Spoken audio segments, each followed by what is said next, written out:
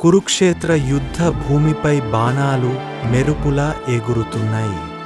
అర్జునుడు తన రథంపై నిలబడి కర్ణునిపై చూపు నిలిపాడు. కర్ణుని రథంచక్రం మట్టిలో పడిపోయింది. కృష్ణుడు నెమ్మదిగా అర్జునుని చెవిలో చెప్పాడు, అభిమన్యునిపై కర్ణుడు కనికరం చూపలేదుగా. ఇది నీ ఛాన్స్. అర్జునుడు తటస్థించాడు. తర్వాత బాణాన్ని వదిలాడు. అది నిక్షిప్తమై కర్ణునిని ఛిద్రం చేసింది. కర్ణుడు పడ్డాడు.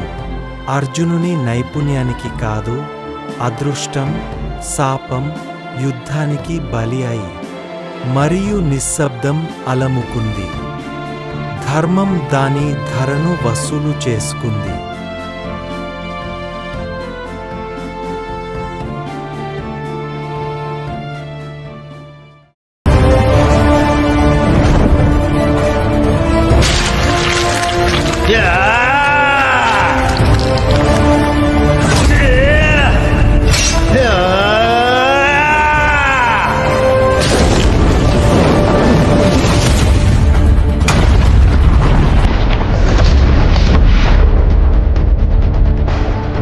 అమ్మా, నేను చేయాల్సిన పనులన్నిటినీ నేను సరిగ్గానే చేశానా?